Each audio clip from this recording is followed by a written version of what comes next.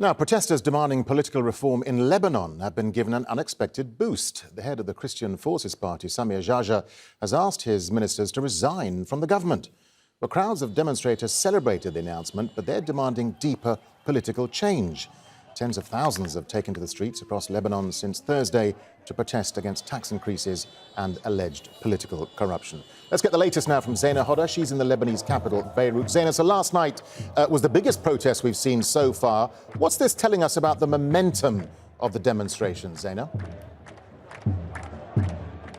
As you can see behind me, it's day 4 and protesters are back on the streets. You mentioned the Saturday night protests, a very large turnout, not just in the Lebanese capital, but across the country and in many cities across the country. The message these people are giving the government is we will continue to demand the resignation of the government. We're standing outside Government Palace. People here are defiant. It is a message to the Prime Minister Saad al-Hariri, who didn't resign on Friday, but gave his political partners up to Monday to come up with a new budget plan that will not involve taxing the poor or imposing new taxes on gasoline. But people say this is not enough. We don't trust the political leadership anymore.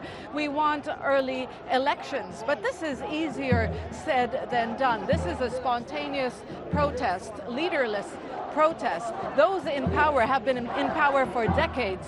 They exploit the state's resources. That is how they maintain support in the street, by providing jobs. So even if there is an early election, those people will have access to the money to give, to make sure that their hardcore supporters continue to back them. And while there are tens of thousands, in fact, some people even say hundreds of thousands in the street, there is hundreds of thousands of others who are still backing the different political parties in the country. So this is not going to be easy. But people here are hopeful. Whether that hope is well placed, we have to wait and see. Yeah, and Zeina, the political fallout has already started. The head of the Lebanese Forces party, Samir Geagea, announced that his ministers would resign from the government. What impact is that likely to have? Well, the Lebanese Forces, they have 4 ministers in a 13-member cabinet. The cabinet will not topple. And Saad al-Hariri, the prime minister, has still not accepted the resignation. Now, some here will say this is a hypocritical move on the part of Geagea. He's a part of the government. He's part of the political establishment. He has been in power since the days of the civil war. People here are worried that some politicians are going to ride the wave of popular anger, take advantage to push their own agenda. Geagea's agenda is very clear. He's opposed to Hariri. They were allies in the past.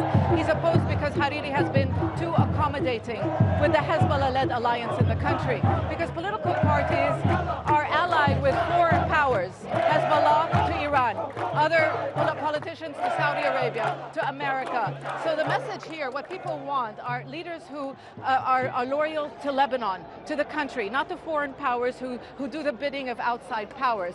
So that is why it is so difficult to change the political system in the country. But there is no doubt people here are going to keep the pressure. They're calling for a general strike on Monday. The Association of Banks saying banks will remain closed on Monday. So this is going to really put more pressure on the financial system, which really is on the brink of collapse. All right, Zeina Khodr there in Beirut. Zeina, thank you.